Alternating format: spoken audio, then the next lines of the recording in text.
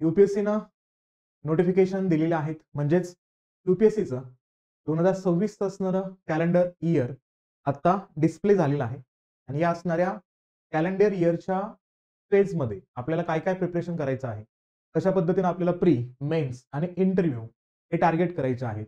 म्हणजे एक्झॅक्टली आपण ज्या पद्धतीने आपल्याला या असणाऱ्या एक्झामला किती मंच असणाऱ्या फेजेसमध्ये डिवाइड करून प्रिपरेशनच्या झोनमध्ये आणायचं आहे, याचा एक असणारा बेसिक आयडिया आपल्याला या सेशनच्या माध्यमातून यावा, यासाठी आपण हे सेशन घेतोय आता.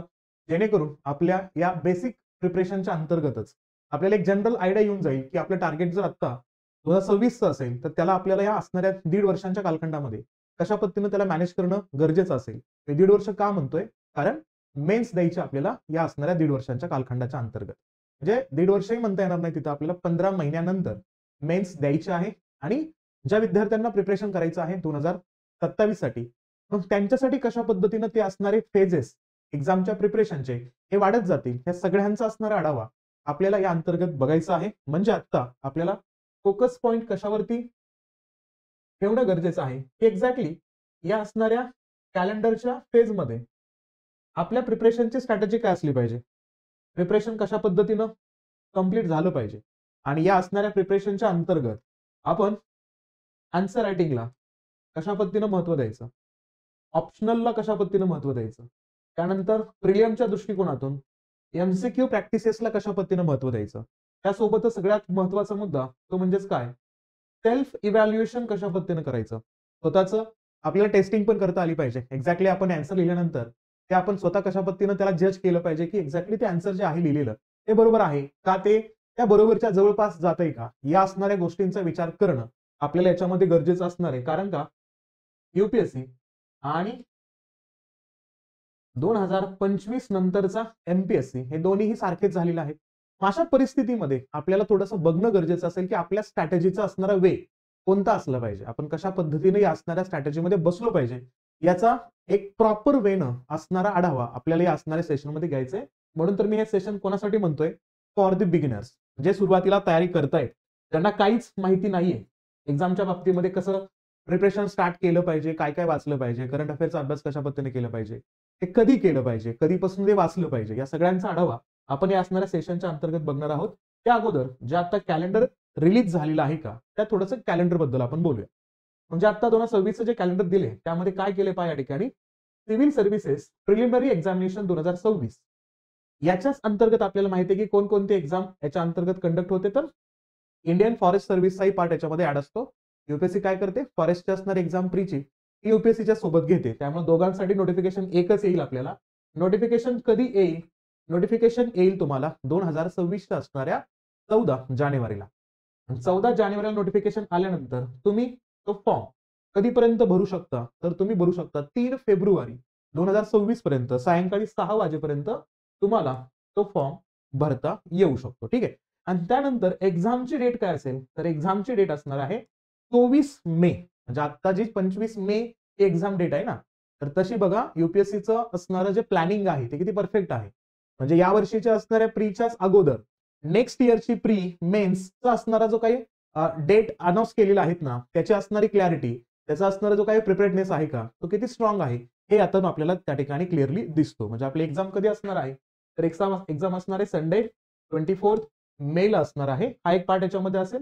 हा प्रीच्या बाबतीमधला असणार जे काही अनाउन्समेंट आहे हे आपल्याला कॅलेंडरच्या माध्यमातून दिसतं. एक डेच्या अनुषंगाने ती एक्झाम आपल्याला संडेला होताना दिसेल.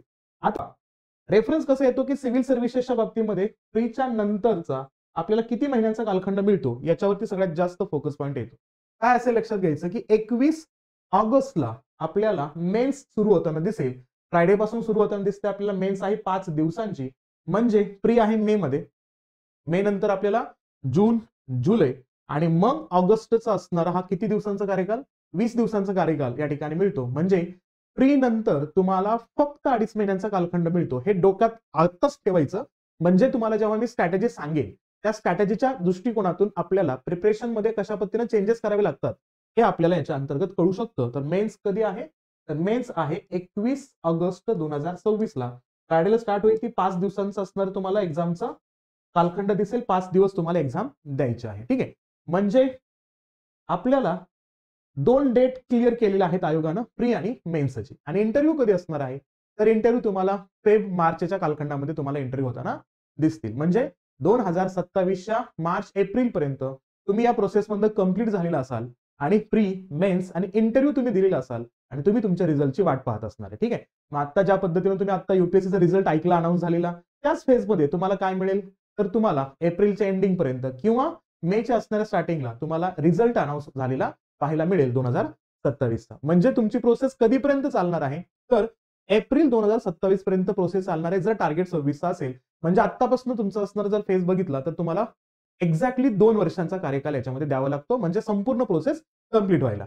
मग या अंतर्गत पाहिलं तर प्रीची असणारी जे काही डेट आहे ती दिसते आपल्याला 24 मे 2026चा मुद्दा, आणि मेन्सची जी डेट आहे का ती आहे 21 ऑगस्ट 2026 ची डेट आहे. आता यानुसार जर बघितलं तर किती महिने आहेत आतापासून जर आपण काउंटिंग करायचं असेल, तर आता सध्याचा उल्लेख केला तर आता असं म्हणूया आपण की 18 मे चालू आहे आता 2025चा, म्हणजे मे कंप्लीट झाला.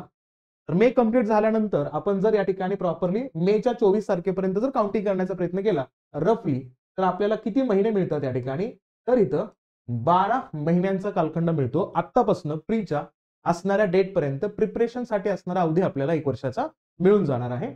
आणि मेन्सच्या बाबतीमध्ये पाहिलं तर याच्यामध्ये अजून 2-2.5 महिने म्हणजे 3 महिने ऍड करूया आपण. तर मेन्ससाठी आपल्याकडे किती महिन्यांचा कालखंड दिसतोय इथं, तर इथं आपल्याला 15 महिने दिसतात. म्हणजे आपला प्रॉपर वे न प्रिपरेशनचा जो झोन आहे का तो किती मंथचा असणार आहे, तर तो असणार आहे 15 महिन्यांचा. अशा परिस्थितीमध्ये आपल्याला काय समजणं गरजेचं आहे, सगळ्यात महत्वाचा मुद्दा, युपीएससीची असणारी जी एक्झाम आहे का, त्या एक्झाम बद्दलची रियालिटी आपल्याला माहिती असणं गरजेचं आहे. का मी बोलतोय रियालिटीवरती, कारण आपल्याला माहिती असेल की प्रीला प्रतिवर्षी किती विद्यार्थी फॉर्म भरतात, तर तो आकडा वेगळाच आहे. फॉर्म भरणाऱ्यांची संख्या पाहिली तर आपण जवळपास 8 ते 10 लाख विद्यार्थी फॉर्म भरताना दिसतात. आणि त्यापैकी फॉर्म भरून एक्झामला येणाऱ्या विद्यार्थ्यांची संख्या पाहिली तर ती आपल्याला जनरली किती दिसते, तर 3 ते 4 लाख विद्यार्थी आपल्याला एक्झामला प्री मध्ये येताना दिसतात. आणि त्या प्री मधून मेन्सला किती विद्यार्थी येतात, तर मेन्सला विद्यार्थी या ठिकाणी आपल्याला 8 ते 10 हजार विद्यार्थी आपल्याला मेन्स मध्ये दिसतात. ओके. जागा जास्त असल्या तर या ठिकाणी आपण पाहिलं तर ही संख्या इथं वाढू पण शकते, जवळपास 15,000 आपण म्हणूया. किती, तर 3 ते 4 लाखांमधून किती येतात विद्यार्थी, 8 ते 10 हजार, जास्तीत जास्त 15,000 एवढे विद्यार्थी या ठिकाणी आपल्याला मेन्स लिहिताना दिसतात. म्हणजे काय, तर सगळ्यात महत्वाचा मुद्दा, जनरलाइज आपण रफ असताना आयडिया काढण्याचा प्रयत्न केला तर प्रत्येक 60 विद्यार्थ्यांच्या पाठीमागं एक विद्यार्थी मेन्स लिहितो. म्हणजे प्री देणाऱ्या 60 विद्यार्थ्यांच्या पाठीमागं आपल्याला एक विद्यार्थी तिथं मेन्स लिहिताना दिसतो आपल्याला. म्हणून लक्षात घ्यायचं, त्याच्यातून म्हणजे विद्यार्थी मेन्स लिहितात आणि त्या असणाऱ्या एवढ्या विद्यार्थ्यातून म्हणजे 15,000 विद्यार्थी कन्सिडर करूया मेन्स लिहिणार आहेत, आणि त्याच्यातून इंटरव्ह्यूला किती विद्यार्थी येणार आहेत, तर इंटरव्ह्यूला विद्यार्थी येणार आहेत 3,000.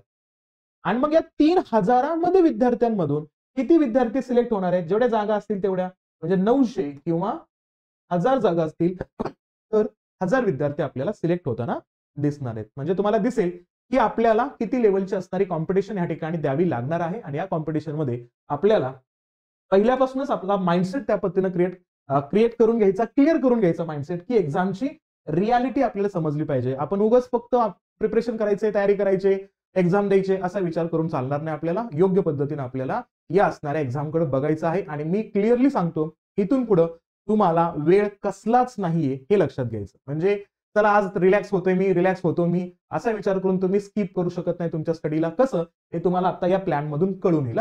सगळ्यात महत्वाचा मुद्दा, प्रिपरेशनच्या बाबतीमध्ये विचार केला तर आपल्याला स्ट्रॅटेजी ठरवायची आहे किती, तर 1.5 वर्षांची स्ट्रॅटेजी या ठिकाणी महत्वाची आहे. म्हणजेच तो आपला स्टडी प्लॅन म्हणून आपण त्याला कन्सिडर करूया. आणि सगळ्यात महत्वाचं पार्ट काय, की तुम्हाला या असणाऱ्या एक्झाम मध्ये टॅलेंट फक्त उपयोगाचं नाहीये. तुमच्या टॅलेंट सोबत, तुमच्या अवेअरनेस सोबत तुमचं हार्डवर्क खूप महत्वाचं आहे, कन्सिस्टन्सी महत्वाचं आहे. आणि सगळ्यात महत्वाचा पार्ट येतो तो म्हणजे कुठल्या ठिकाणी, तर प्रेसिस्टन्सी महत्वाची आहे, चिकाटी खूप जास्त महत्वाची आहे. होतं कसं माहितीये का, आपण जोशमध्ये येतो आणि अभ्यासाला सुरुवात करतो, आणि जोशमध्ये येऊन अभ्यासाला सुरुवात केल्यानंतर तो जोश कधीपर्यंत राहतो माहितीये का, तो जोश राहतो काही दिवसांपर्यंत किंवा काही महिन्यांपर्यंत. आपल्याला 1.5 वर्ष तो जोश टिकून ठेवायचा आहे. म्हणजे यामध्ये तुमच्या असणाऱ्या फिजिकल आणि मेंटल जो काही अवेअरनेस आहे, जे काही कंडिशन आहे, त्याला प्रत्येक वेळेस चॅलेंज देणार आहे ही असणारी एक्झाम. भले एमपीएससी असू द्या, भले युपीएससी असू द्या, या प्रिपरेशनच्या अंतर्गत तुमच्या अंडरस्टँडिंगला खूप जास्त महत्व दिलं जाणार आहे. म्हणून आत्तापासूनच आपल्या डोक्यामध्ये एक ठाम विचार ठेवायचा की मला हार्डवर्क करायचं आहे. बऱ्याच वेळा म्हणतात ना की हार्डवर्क पेक्षाही स्मार्ट वर्कला प्रिफरन्स जास्त द्यायचे. पण स्मार्ट वर्क कधी होतं माहितीये का? जर तुम्ही हार्डवर्क जास्त केलं असेल तरच तुमच्या स्मार्ट वर्कला त्या ठिकाणी व्हॅल्यू येते. अदरवाईज स्मार्ट वर्कला व्हॅल्यू येणार नाहीये. म्हणून लक्षात ठेवायचं काय की जास्तीत जास्त हार्डवर्क करायचंय. म्हणजे आतापासूनच ही मेंटॅलिटी ठेवायची आपल्याला की आपल्याला कमीत कमी ऍव्हरेज किती रोज 8 ते 10 तास आपल्याला वेळ द्यायचा आहे. कोर हा टायमिंग फक्त स्टडीचा असेल. मग इथं तुमच्या क्लासचा टायमिंग तुम्ही सेपरेट ठेवायचा. तुमच्या असणाऱ्या त्या क्लासमधल्या गोष्टींच्या रिव्हिजनचा टाइम सेपरेट ठेवायचा. तुमच्या कोर स्टडीचा किती वेळ? सुरुवातीला तुम्ही 6 ते 8 तास म्हणू शकता 3-4 महिने पहिले. पण नंतर तुम्हाला काय करायचंय? हे 8 ते 10 तासांचं टाइम या ठिकाणी तुम्हाला प्रेफर करावाच लागणार आहे. मग त्यामुळे त्याच्यामधली असणारी सातत्यता आणि तिथली असणारी चिकाटी तुम्हाला कंटिन्यूस ठेवायची आहे. आणि या पद्धतीनं तुम्हाला या असणाऱ्या प्रिपरेशनला स्टार्ट करायचंय. म्हणजेच काय की तुम्हाला चॅलेंजेस कंटिन्युअसली द्यावे लागणार आहेत. कोणते? तर फिजिकली चॅलेंजेस पण आहेत त्याच्यामध्ये आणि मेंटली सुद्धा या ठिकाणी चॅलेंजेस खूप जास्त आहे. का? कारण परीक्षा तुम्हाला प्रत्येक वेळेस चॅलेंज करणार आहे. परीक्षा तुम्हाला सांगेल की तुम्ही 12वी पर्यंत 10वी पर्यंत ज्या विषयामध्ये स्ट्रॉंग होता त्याच विषयामध्ये आता स्ट्रॉंग आहात का? ज्या विषयामध्ये तुम्ही कमकुवत होता त्याच विषयाच्या अंतर्गत तुम्हाला प्रिपरेशन जास्त करावं लागेल का? तुमचं बॅकग्राऊंड आर्टचं होतं तर सायन्सचे सब्जेक्ट जास्त पद्धतीनं तुम्हाला प्रिपरेशन करण्यासाठी वेळ द्यावा लागेल का? तुमचं बॅकग्राऊंड सायन्सचं असेल तर आर्टच्या सब्जेक्टला प्रिपरेशन करण्यासाठी वेळ जास्त द्यावा लागणार आहे का? कॉमर्स बॅकग्राऊंड असेल तर दोन्ही असणाऱ्या गोष्टींचा आपल्याला त्या ठिकाणी मेळ साधायचा आहे. अशा कंडिशन्समध्ये तुम्हाला हे 1.5 वर्ष 2 वर्ष मेंटली टफ राहायचं आहे. हा रेफरन्स इथे लक्षात घ्यायचा. बरेच लोक जेव्हा युपीएससीचा रिझल्ट लागला त्यानंतर आयपीएस पोस्ट घेणारी किंवा आयपीएसच्या अनुषंगाने आता रँकिंग मध्ये आलेले बिरदेव यांचा असणारा एक व्हायरल असणारा व्हिडिओ सगळ्यांनी पाहिला. त्यामध्ये तो असणारा विद्यार्थी मग मेंढ्यांच्या पाठीमागे जाऊन प्रिपरेशन करून तो तिथं पास होताना पाहिलं. पण जेव्हा त्या असणाऱ्या विद्यार्थ्यानं ऍक्च्युअली रियालिटी दाखवली सांगितली इंटरव्ह्यूच्या अंतर्गत मग त्यांनी सांगितलं की कशा पद्धतीनं 1.5-2 वर्ष मोबाईल पासून लांब राहून सोशल मीडियापासून लांब राहून प्रॉपर फोकस करून या असणाऱ्या 1.5 वर्षाच्या चॅलेंजला ऍक्सेप्ट करून प्रिपरेशन कंप्लीट केलं आणि मग एक्झाम क्रॅक केली. हा असणारा डेडिकेशन तुमच्याकडे असलं पाहिजे. म्हणून काय लक्षात ठेवायचं या ठिकाणी तुम्हाला फिजिकल आणि मेंटली चॅलेंज या ठिकाणी ऍक्सेप्ट करावं लागणार आहे या असणाऱ्या एक्झामसाठी. आणि मग इथं तुम्हाला समजून घ्यायचं आहे की सुरुवात कशापासून करायची कधी करायची. म्हणजे काय कोणत्या सब्जेक्ट पासून सुरुवात करायची कधी करायची कुठून करायची. बऱ्याच वेळा असं होतं ना की सुरुवात कुठनं करायची. एनसीईआरटी वाचायचं एनसीईआरटी नंतर काय वाचायचं मग महत्वाचा मुद्दा कोणत्या सब्जेक्ट बुक्सला कोणता असणारा रेफरन्स बुक त्या ठिकाणी कव्हर करायचं कलेक्ट करायचं. या सगळ्यांचा रेफरन्स खूप महत्वाचा असतो. त्याच्यामुळं या असणाऱ्या आत्ताच्या दिवसापासून म्हणजे 18 मे पासून ते डिसेंबर 2025 पर्यंत हा जो पिरियड असतो का हा पिरियड जे विद्यार्थी एक्झाम अगोदर दिलेले आहेत का किंवा आमच्यासारखे असणाऱ्या लोकांच्या माध्यमातून तुम्हाला कळेल की हा जो टाइम पिरियड असतो का हा अतिशय महत्वाचा असतो. यालाच म्हणतात त्या ठिकाणी गोल्डन टाइम पिरियड. म्हणजे तुम्ही डिसेंबर पर्यंत जेवढं प्रिपरेशन कराल त्यातून तुमच्या सिलेक्शनला ठाम शिक्का मिळतो तो जानेवारीमध्ये.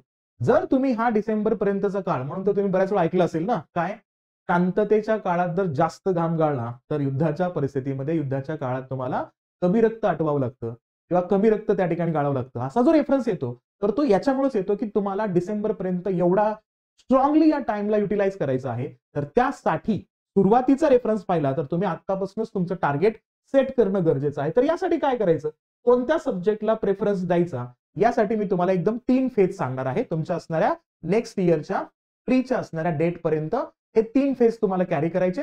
4था फेज कधी असेल प्री नंतर मेन्स पर्यंत जो दरम्यानचा जो 2.5 महिन्याचा कालखंड आहे का त्याच्यामध्ये त्या ठिकाणी आपण 4था फेज डिस्कस करणार आहोत. पण आता प्रिपरेशनच्या झोन मध्ये आहोत तर सगळ्यात पहिल्यांदा आपण काय करूया पहिल्या फेजला डिस्कस करूया. आणि पहिला फेज काय लक्षात ठेवायचा तर जून ते सप्टेंबर हा जो कालखंड आहे ना म्हणजे कुठला जून जुलै ऑगस्ट आणि सप्टेंबर किती महिन्यांचा रेफरन्स येतोय तर इथं हे 4 महिन्यांचा कालखंड आहे.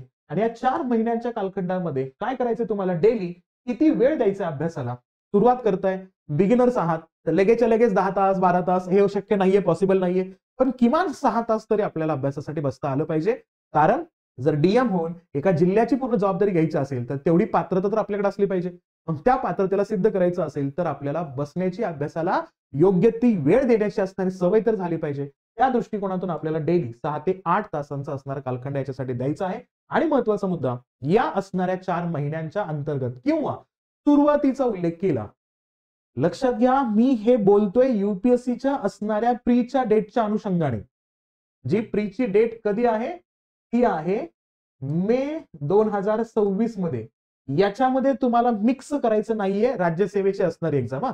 राज्यसेवेची एक्झाम जर बघितली तर तुम्ही सप्टेंबर 2025 मध्ये आहे. याच्यासाठी मी सगळ्यांना स्ट्रॅटेजी कंटिन्युअसली सांगतोच, ज्यांना आत्ताही राज्यसेवा द्यायची आहे त्यांच्यासाठी काय करायचंय तुम्हाला, तर सप्टेंबरच्या अगोदरचे 4 महिने किंवा 3 महिने हे तुम्हाला प्री साठीच ठेवायचे आहेत आणि त्याच्या अगोदरचे असणारे जे मंथ राहिले असतील ते तुम्हाला मेन्स कव्हर करायचं आहे. त्याच्यामध्ये तुम्हाला ऑप्शनल कव्हर करायचा आहे हा पार्ट, किंवा ऑप्शनलचा किमान एक पेपर तरी झाला पाहिजे किंवा एका पेपर मधला एक सेक्शन तरी झालं पाहिजे, हा टार्गेट असला पाहिजे. म्हणून आता इथं कन्फ्युज करू नका की मी इथं राज्यसेवेला सुद्धा सायमल्टेनियसली त्या टाइम झोन मध्ये बसवतोय का, तर नाही. इथं काय लक्षात घ्यायचं, हे असणार आहे 2026च्या असणाऱ्या इयर साठी. त्याच्यामुळे हे कन्फ्युजन आत्ताच क्लिअर करून घ्या. मग इथं लक्षात ठेवायचं किती 6 ते 8 तास वेळ देणारा डेली, आणि याच्यामध्ये ऑप्शनल, एथिक्स आणि एसे यांना चुकूनही हात लावायचा नाही. बऱ्याच वेळा होतं कसं माहितीये का, तर सुरुवातीच्या प्रिपरेशन करतोय सुरुवातीला, तर आपण सुरुवातीला म्हणजे मी विचार असा करतोय की तुम्ही जस्ट बिगिन करताय, स्टार्ट करताय, अशा कंडिशन्स मध्ये डायरेक्टली ऑप्शनलला टच करायचं नाहीये. ऑप्शनल ठरवण्यासाठी आपल्याला कमीत कमी 2 महिन्यांचा वेळ द्यायचा आहे. हा 2 महिन्यांचा वेळ का द्यायचा आहे आपल्याला, कारण आपल्याला हा ऑप्शनल लिहायचाय कधी, लिहायचंय आपल्याला कधी, ऑगस्ट 2026 मध्ये. मग त्या दृष्टिकोनातून आपली कॅपॅबिलिटी काय आहे, आपली स्ट्रेंथ काय आहे, आपले विकनेसेस काय आहेत, हे जोपर्यंत कळत नाहीत, जोपर्यंत आपल्याला त्या सब्जेक्ट बद्दलची अटॅचमेंट होत नाहीये, तोपर्यंत आपल्याला त्या असणाऱ्या ऑप्शनलला चूज करणं हे पॉसिबल नाहीये. त्यामुळे लक्षात काय ठेवायचंय, ऑप्शनल आत्ता करायचं नाहीये, एथिक्स सुद्धा आत्ता करायचं नाही, एसए सुद्धा आत्ता करायचं नाही. का, आपल्याकडे डाटाच नाहीये, मटेरियलच नाहीये, आपली थॉट प्रोसेस डेव्हलपच झाली नाहीये, तर तुम्ही लिहिणार काय ना. कारण तुम्हाला एसए लिहायचंय किती मार्काला, एसए लिहायचंय तुम्हाला 125 मार्काला एक, असे तुम्हाला 2 एसए लिहायचे आहेत. आणि एक एसए लिहायचं किती या ठिकाणी 1000 ते 1200 शब्दांमध्ये लिहायचंय. 1000 ते 1200 शब्दांमध्ये एक एसे लिहायचंय म्हणजे मिनिमम 12-13 पेजेस लिहायचे आपल्याला. एवढं लिहायचं असेल तर आपल्याकडे काहीतरी पाहिजे ना, त्या सब्जेक्टला कनेक्टेड, त्या असणाऱ्या पार्टला, त्या टॉपिकला कनेक्टेड असणारा डाटा आपल्याकडे असला पाहिजे. म्हणून सुरुवातीच्या फेजमध्ये याला कॅरी करायचं नाहीये. पहिल्या फेजमध्ये आपल्याला काय करायचंय, आपल्याला लक्ष द्यायचं आहे ते पहिल्या 4 महिन्यासाठी. पण याच्यामध्ये प्रिपरेशनच्या सुरुवातीपासूनच एक क्लॅरिटी ठेवायची, काय की करंट अफेअर हे पहिल्या दिवसापासूनच आपल्याला करत राहायचं आहे. हे इथं लक्षात घेणं गरजेचं असणार आहे. ठीक आहे. हा, जे 2027 ला एक्झाम देणार आहेत त्यांच्यासाठी तर गोल्डन चान्स आहे. म्हणजे काय करायचं, फक्त आता मी जे फेज देणार आहेत ना, त्या फेज मध्ये मी आता 4 महिन्यांचा पहिला फेज डिस्कस करतोय. तर ज्यांना 27 ला एक्झाम द्यायचे त्यांनी तिथे डबल करायचं फक्त. म्हणजे काय, 4 महिन्याचा फेज वाढवायचा, तो 8 महिन्याचा करायचा. सिंपल लॉजिक तोच. फक्त त्यामध्ये काय करायचंय ह्याला जास्त महत्व देणं गरजेचं असणार आहे. ठीक आहे. काय लक्षात घ्यायचं, मग इथं पहिल्या दिवसापासून करंट अफेअर करत राहायचं. आणि करंट अफेअरसाठी सगळ्यात बेस्ट ऑप्शन काय असतो माहितीये का, तर सगळ्यात बेस्ट ऑप्शन असतो तो म्हणजेच न्यूज पेपर रीडिंग. मग थोडी सवय करून घ्यायची. आता तुमच्यापैकी किती लोक रोज न्यूज पेपर रीड करतात हे मी सांगू शकत नाहीये, पण आय होप की तुम्ही न्यूज पेपर रीड करत असाल. तर किमान काय करायचं, तर हे जे 4 महिन्याचा आपला पहिला फेज आहे का, या 4 महिन्याच्या पहिल्या फेजमध्ये कमीत कमी आपल्याला काय सवय करायची, तर आपल्याला हेडलाईन वाचायची सवय करायची. काय करायचं, हेडलाईन वाचायची सवय करणं गरजेचं असेल. यस, करताय, रीड न्यूजपेपर रीड करताय, व्हेरी गुड. हा, हेडलाईन वाचायची सवय करायची. आणि हेडलाईन सोबतच काय, जे मेजर मुद्दे असतात का, कधी कधी काय केलं जातं माहितीये का, या ठिकाणी बऱ्याच असणाऱ्या न्यूज मध्ये जी माहिती द्यायची असते ती सुरुवातीच्या फेजमध्ये दिली जाते.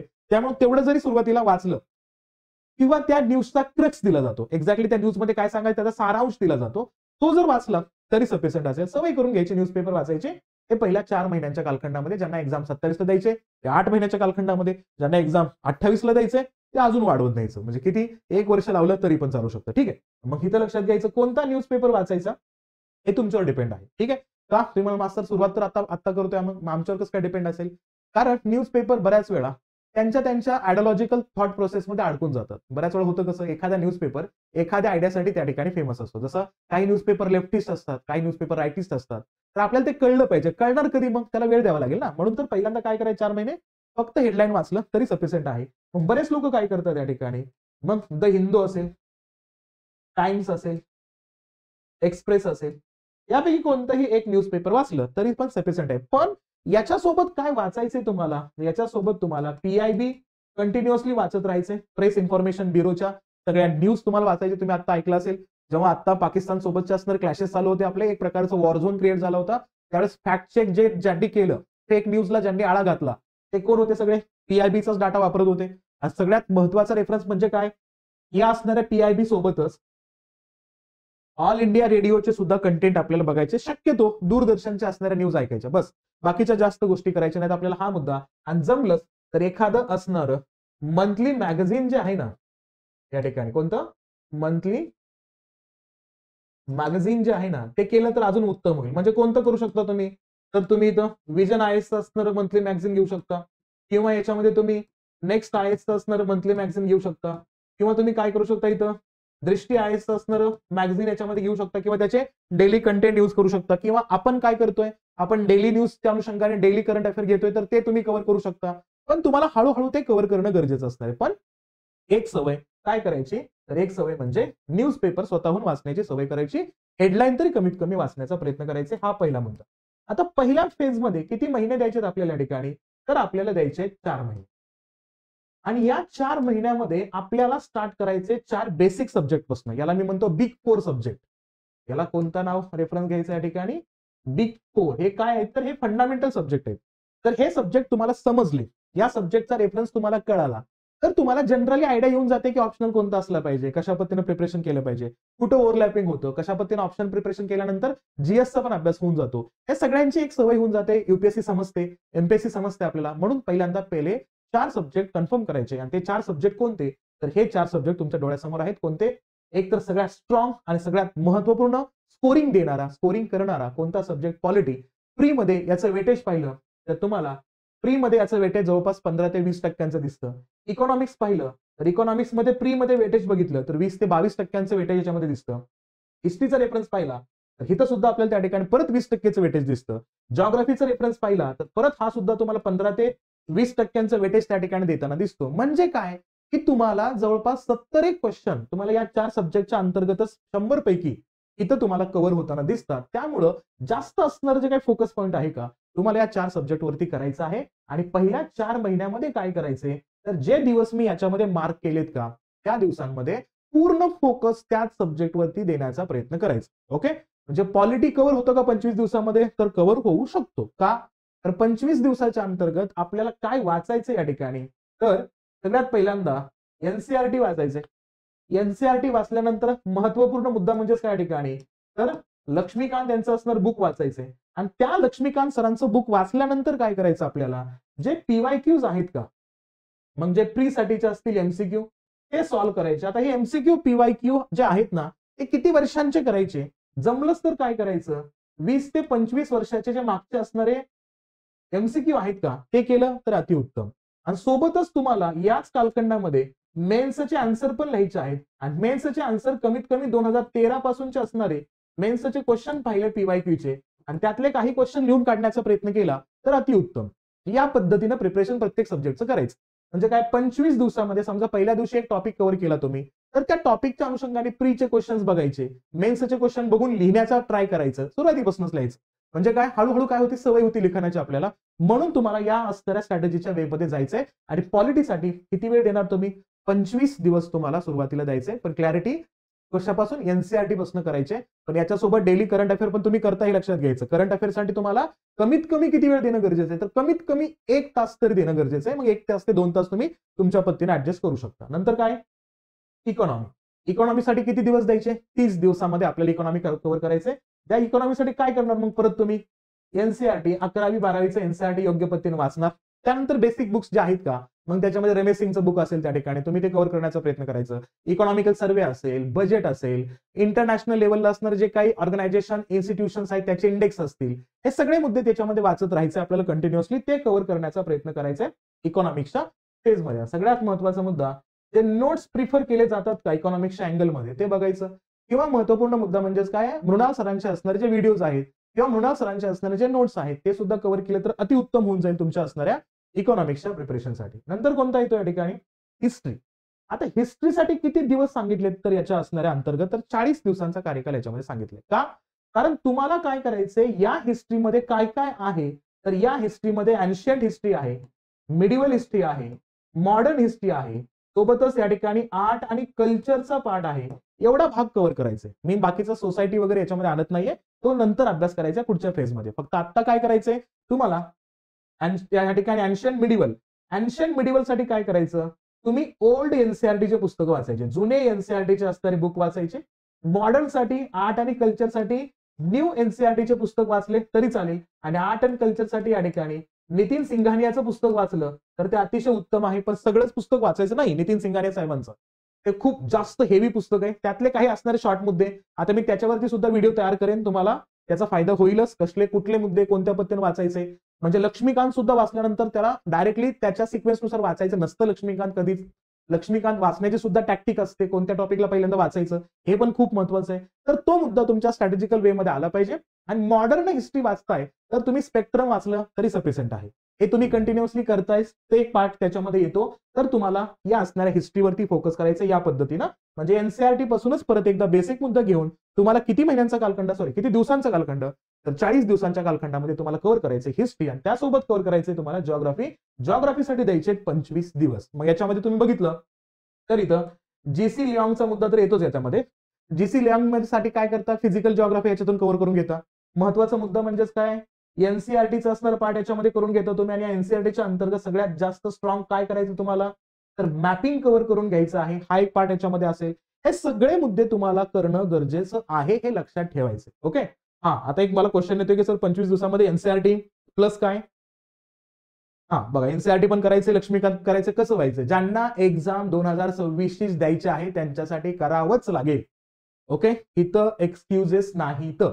म्हणून सांगितलं 25 दिवस 8 तास या पद्धतीनं जर तुम्ही कॅल्क्युलेट केलं तर तुम्ही जाऊ शकता कुठपर्यंत, अप्रॉक्सिमेटली त्या ठिकाणी 200 ते 250 तासांपर्यंत तुम्ही त्याला वाढवू शकता. आणि त्याच्यामध्ये आपल्याला पॉलिटिक कव्हर करता येतो. Okay.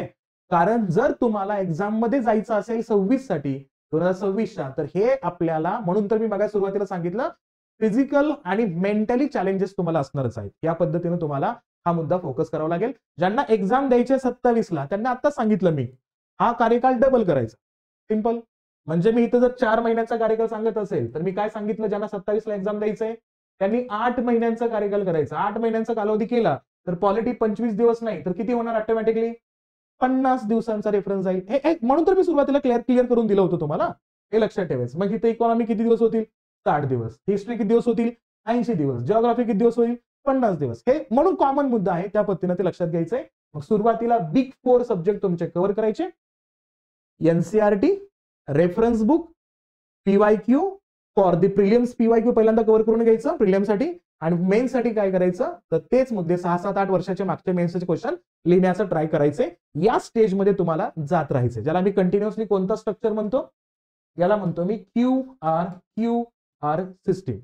Question paper analysis, reading, question paper solving, question paper writing, आणि नंतर येतो एक्स्ट्रा रीडिंग. या पद्धतीमध्ये तुम्हाला हे पहिले 4 सब्जेक्ट बेसिकच्या फेज मध्ये कव्हर करणं गरजेचं असणार आहे. ठीक आहे. आता येतो मुद्दा कुठला, फेज 2 चा. म्हणजे हे 4 सब्जेक्ट करताय, कंटिन्युअसली करंट अफेअर डेली चालू आहे, मंथली मॅगझिन वाचताय, पीआयबी वाचताय, ऑल इंडिया रेडिओ बघताय. या सगळ्यांचा त्या ठिकाणी तारतम्य मेळ साधण्याचा प्रयत्न करायचे. मग जातो आपण कुठं तर फेज सेकंड मध्ये. आणि फेज सेकंड मध्ये कधी, ऑक्टोबर ते जानेवारीचा रेफरन्स त्या ठिकाणी. म्हणजे कुठला, ऑक्टोबर, नोव्हेंबर, डिसेंबर, जानेवारी. म्हणजे इथं परत किती महिन्यांचा कालखंड, 4 महिन्याचा कालखंड. ज्यांना 27ची एक्झाम द्यायचे त्यांच्यासाठी परत किती महिन्याचा कालखंड, 8 महिन्याचा कालखंड याच्यामध्ये येणार आहे, हे इथं लक्षात ठेवायचं. आणि इथं मी फेज सेकंड मध्ये मुद्दामून 8 ते 10 तास म्हटल्या. फेज फर्स्ट मध्ये 6 ते 8 तास केलं तरी चालेल, कमी केला वेळ तरी चालेल. पण सेकंड फेज येता तुमचा स्टॅमिना वाढतो, अभ्यास करण्याचे माइंडसेट त्या ठिकाणी वाढत जातो. कशा पद्धतीने वेळ द्यायचा हे समजतं आपल्याला, त्यामुळे वेळ वाढवायचा आहे. 8 ते 10 तासापर्यंत तुम्हाला याला वेळ द्यायचा आहे सेकंड फेज मध्ये, या 4 महिन्यामध्ये. आता या 4 महिन्यामध्ये काय करायचं, तर या 4 महिन्यामध्ये आपल्याला हे करायचं, सिस्टमॅटिक सगळ्या गोष्टी सांगतोय. इथं कसंही नाही, रॅन्डमली काही सांगायचं म्हणून सांगत नाहीये. तुमचं प्रिपरेशन परफेक्ट मॅनरनं झालंच पाहिजे, सगळं कव्हर झालं पाहिजे. आणि आपल्याला कितीपैकी 2025 पैकी फक्त 50% मार्क घ्यायचे. तर तुम्ही कोण होता, तर आत्ताच्या बाबतीमध्ये जेव्हा शक्ती दुबेंचं नाव तुम्ही ऐकलं तर किती मार्क येतो, 1047 मार्क आहेत फक्त. म्हणजे किती, 50% पण नाहीयेत. एवढे मार्क घेण्यासाठी तुम्हाला जर सगळं वाचणं झालं, अंडरस्टँडिंग झालं, तर लिहिण्याबाबतीचे असणारे जे काही आयडियोलॉजी आहे का, ती तयार होऊ शकते, म्हणून प्रिपरेशन करणं गरजेचं आहे परफेक्ट मॅनरनं. मग येतो या ठिकाणी कोणता मुद्दा? एन्व्हायरमेंट. सेकंड फेज मध्ये करायचंय आपल्याला एन्व्हायरमेंट. एन्व्हायरमेंटसाठी किती दिवस द्याल? एन्व्हायरमेंटसाठी द्याल या ठिकाणी 15 दिवस. आता या एन्व्हायरमेंटचा पार्ट जेव्हा तुम्ही वाचायला घेता, तेव्हा तुम्ही एन्व्हायरमेंटसाठी एनसीईआरटीचे असणारे बुक वाचले 11वी 12वीचे सेपरेटली एन्व्हायरमेंटचे तरी अतिउत्तम. त्याच्यानंतर महत्वाचा मुद्दा बघितला तर तुम्हाला काय करायचंय? कोणतं तरी एक पुस्तक लक्षात ठेवायचं, ते वापरायचंय. युपीएससीला एन्व्हायरमेंटला जास्त क्वेश्चन असतात, एमपीएससीला एन्व्हायरमेंटला कमी क्वेश्चन असतात. युपीएससीला एन्व्हायरमेंटला जवळपास 18 पर्यंत सुद्धा क्वेश्चन जातात आणि एमपीएससी मध्ये किती असतात? तर 5 क्वेश्चन असतात. त्यामुळं युपीएससीचा उल्लेख केला म्हणून मी 15 दिवस म्हणतोय, आणि एमपीएससी मध्ये म्हणत असेल तर 3 ते 4 दिवसामध्ये एन्व्हायरमेंट कव्हर होतो. पण युपीएससी साठी तुम्हाला काय करायचं या ठिकाणी? तर तुम्हाला एक कोणतं तरी असणारं ऑथेंटिकेट पुस्तक वाचायचंय, जसं शंकर आयएसचं असणारे जे एन्व्हायरमेंटच्या नोट्स आहेत किंवा एन्व्हायरमेंटचं बुक आहे ते वाचायचं. त्यासोबत पीवायक्यूचा रेफरन्स याच्यामध्ये ऍड करून घेणं गरजेचं असणारच आहे. ठीक आहे. नंतर येतो कोणता? Science and technology. Science and टेक्नॉलॉजीसाठी किती दिवस द्यायचे? 30 दिवसांचा वेळ द्यायचा या ठिकाणी. का? याच्यामध्ये डिफेन्स टेक्नॉलॉजी आहे, नॅनो टेक्नॉलॉजी आहे, बायोटेक्नॉलॉजी आहे, बरेचसे मुद्दे याच्यामध्ये येतात. म्हणून टेक्नॉलॉजीचा पार्ट खूप स्ट्रॉंग आहे, जवळपास त्याचे सब 5 पार्ट आहेत आणि त्या अनुषंगाने सायन्स टेकचा आपल्याला अभ्यास करायचा आहे. आणि सायन्स टेकसाठी सगळ्यात जास्त महत्वाचे म्हणजेच काय? तर तुम्हाला नोट्स प्रिफर करायचे आहेत, नोट्स यूज करण्याचा प्रयत्न करायचा आहे. आणि महत्वपूर्ण मुद्दा, मी काही तुम्हाला साईट सांगेन, त्या साईटचाही रेफरन्स याच्यामध्ये ऍड केला तरी पण चालू शकतो. पण किती दिवस द्यायचे सायन्स टेक्नॉलॉजीला? 30 दिवस. का? कारण सायन्स टेक्नॉलॉजीचा बराचसा भाग कोणावर डिपेंड असतो? तर तो असतो करंट अफेअर्स वरती. म्हणून तुम्हाला याच्या प्रिपरेशनला वेळ द्यावा लागतो, हे लक्षात ठेवायचं. आता महत्वाचा मुद्दा येतो की ऑप्शनल. ऑप्शनल साठी संपूर्ण सेकंड फेज मधले 4 ते 4 महिने वापरायचे. मग जे आपण 8 ते 10 तास म्हणतोय ना तुम्हाला, त्या 8 ते 10 तासातले डेली 3 ते 4 तास हे ऑप्शनलला द्यायचे म्हणजे द्यायचे. हे कन्फर्मली कंप्लीट करायचे. कधीपर्यंत?